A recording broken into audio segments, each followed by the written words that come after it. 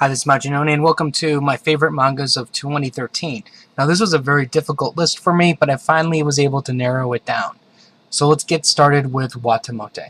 No matter how I look at it, it's your guys' fault I'm not popular. This is my guilty pleasure. Now, I realize only one volume has come out, but I've seen the anime, and I can safely say this is one of my most favorite new mangas to come out. I feel so bad for Tomoko because, see, the thing is, she's just this one delusional girl who just wants friends but doesn't know how to get about it. She wants to be popular, but at the same time, she doesn't want to be bothered. She's living in this strange delusional world, and I'm laughing at all of her misfortunes, and I feel so bad. But at the same time, it's so funny that I can't stop myself from laughing. Number 9 is Gantz. Now, Gantz is one of my all-time favorites because it's just full of action. It's full of a little bit of fan service, but the deal with the action, all the aliens that they're fighting, they're all unique. They're very well thought out, and it's just one of those things where you think that it's about to end, but boss is about to come to town, and things really start getting serious once that happens. It has a very high body count, so it adds a certain degree of realism, and it's just a total enjoyment for me to read. Part of me is glad that it's ended this way. We can actually have a total resolution to the series, but there's another part that just wishes we can have another awesome story arc with some incredible aliens. Number 8 is Vinland Saga. What can I say? It's Vikings, it's full of action, it's a very interesting story about a young boy trying to get revenge for his father who was murdered, and it's just incredible. I mean, it's almost to me like a Berserk minus the demons, but it's Vikings. And it's one of those types of things where it's just like a win-win. It's a very mature title. The illustrations are a little bit different. It's not quite manga style, and it's just, I don't know how many times I can keep stressing it. It's just full of violence and action, and it's a bloody mess. Now, eventually, it does get change the gears later on, but that we still have a long time before that happens. So, in the meantime, I'm totally enjoying the story as it is on the path of vengeance. Number 7 is Fairy Tail. Now, I'm way behind on Fairy Tail, but Fairy Tail is one of those mangas I picked up and enjoyed right from the very beginning. It's one of those fighting series where it's like everybody's their friends, their companions, and they really have a sense of like a bond of family. And for battle manga, that's what usually appeals to me more, is that type of a series versus everybody's against each other even though they're on the same team. Now, I don't mind the friendly rivalry, but the end result is they're brothers and they need to, basically defend each other. I think even though the characters look similar to One Piece, I think the powers and abilities that they have are very unique and different, and that's another thing that definitely appeals to me also. Number 6 is Berserk. Berserk is the one manga that I just get so angry with because it takes forever for the next volume to come out. But it's great. It's a mixture of everything that I want. It's got action, it's got a revenge plot, and it's got monsters. And when you add all three of those together, there's going to be some serious ass-kicking coming, and people are not going to walk away alive when this thing is over. And that's what I'm really, really looking forward to seeing. Gantz finally getting revenge. And it's going to be one of those series I think that I'm going to reread that final chapter over and over again. Number 5 is Naruto. Now, Naruto, for a period of time, I think really lost its place. It really wasn't that enjoyable in the end. I was really losing faith in it. But this past year, with the Great Ninja War, it's really picked itself up, and the action has been really good. The stories have been good. Granted, the fight is still, I guess you can say they're stretching the fight a little bit, and there's some parts of it that are becoming kind of predictable. But at the same time, it's nice to see everybody coming together to, do the one big battle type thing. You have Sasuke coming back, you have Naruto's dad back from the dead, even though he's going to be gone once this is all done. And it's just like, one of those things that you've always wanted to see, I guess, as a Naruto fan, is Naruto fighting side by side with his father. And this has just been a real joy to read. And it's one of those things that every time it comes out, it's one of the first things I have to read because I have to see what's going to happen next. Number 4 is Hunter x Hunter. Now, Hunter x Hunter is a manga that I've really enjoyed for a long time.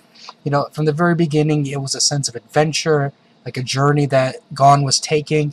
Then later on, they started developing nen attacks, and what really appealed me to these attacks and abilities were they were all unique and different. It was basically they learned that they can use nen, or a chi-like energy, and then they had to figure out a way of how to turn that into an attack or a defense. And since everybody's different, all of their powers are a little bit different.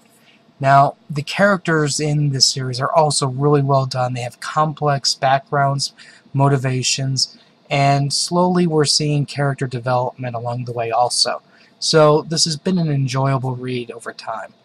Definitely worth reading. The only thing is, some of these volumes are so old that it might be hard to track down, so hopefully Viz will start collecting them into like the 3-in-1 mangas. Number 3 is Mobile Suit Gundam: The Origin. Now, this is the definitive robot story, and without this we wouldn't have modern day like mecha series. But basically, way back when like Great Mazinga and Radiant were coming out, the primary focus for those shows were the robot. The robot was the main character. But Gundam changed everything.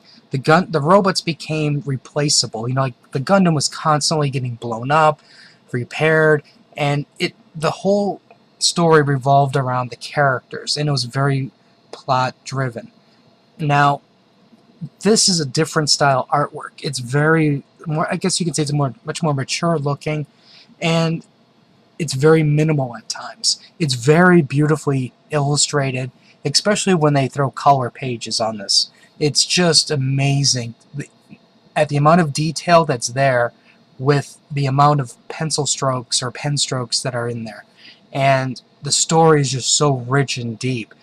It has a lot of everything. You have revenge going on, you have a sibling looking for her brother, you have a hero who's not sure of his place in the world, you have an untested crew just trying to survive. There's just a lot of things that are going on in here, and it's just an amazing story. And this is one of those things, even if you don't really like robot stories, just the character drama that's involved in this is worth reading, and I would highly recommend getting it, especially now that it's coming out. It's a hardcover, it's very nice paper, and it's worth every penny. Number 2 is on Attack on Titan. I don't know what else I can really say about Attack on Titan that you guys already don't even know. It's action, it's people are getting killed, it's insanity. There's giants eating humans, and there's such a high body count, you have no clue who's going to live or who's going to die. Especially now that the author's saying, well, I had an ending plan, but it was too bleak, so now I'm going to change it.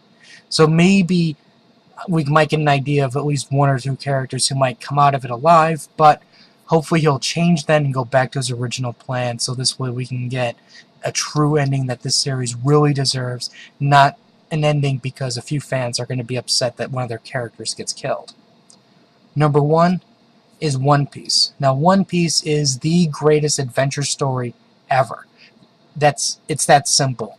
This has everything that you'd want in an adventure action series. It has great characters. It's funny at times. The action is fantastically amazing.